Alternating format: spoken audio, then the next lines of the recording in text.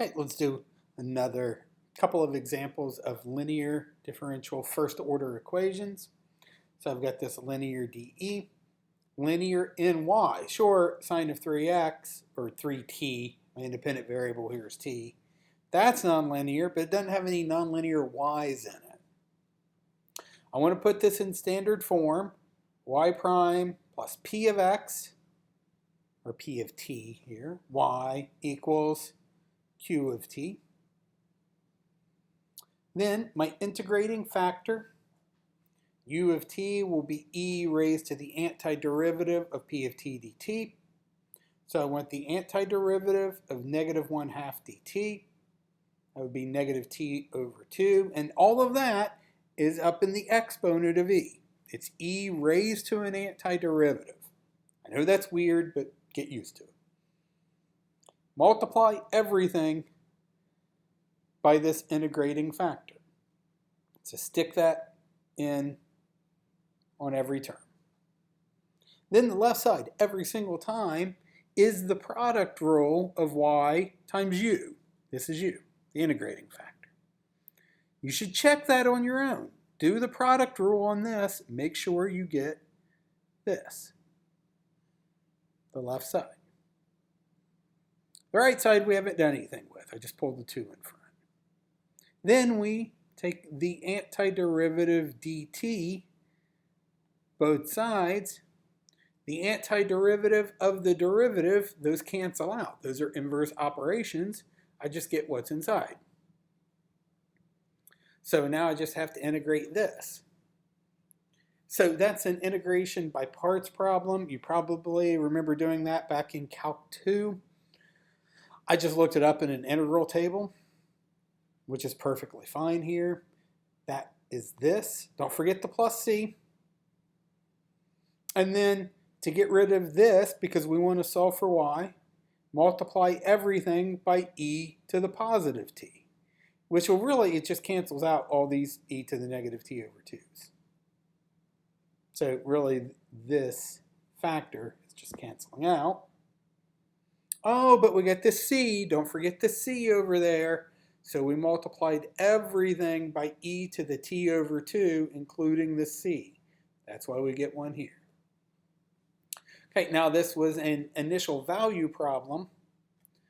So now we plug in our initial value. I plugged in 0 for t, 1 for y.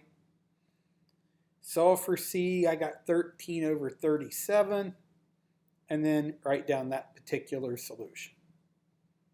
Okay, one more example. Here's our original dE, y prime plus 3 over xy equals e to the x over x cubed. My p of x is 3 over x. That 3, you would think that 3 would play a little role. That 3 is probably the most important thing we see here. That 3 is going to determine what exponent I end up with on my integrating factor. If that had been a 5, my integrating factor would have been x to the 5th. And you'll see when we do a few of these. So the integrating factor, u of x, e to the antiderivative of p of x dx. So I want the antiderivative of 3 over x dx. Okay, some math magic's about to happen here. Antiderivative of 3 over x is 3 ln of x. This e and that ln won't cancel out unless I get this 3 inside.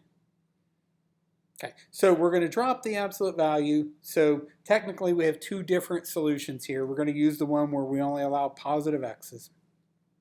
Drop the absolute value, bring in that cube. So e to the ln of x cubed, that e and ln cancel out. That's just x cubed.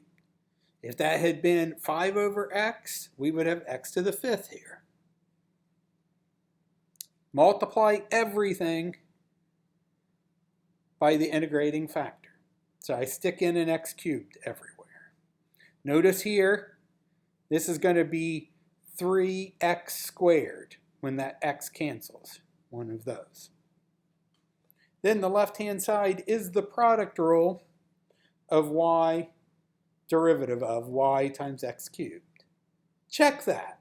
Take the product rule here. Remember, y is a function of x. Make sure you get this. On the right side,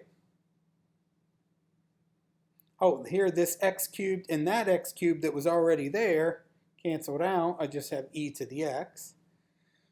Take the antiderivative dx. Don't forget to write the dx. Every time you write an integral symbol, you have to write a differential with it. So take antiderivative dx both sides. On the left side, antiderivative and derivative just cancel out. Right side, antiderivative of e to the x is e to the x plus c. And then divide everything by x cubed. And there is our solution to that first order linear differential equation.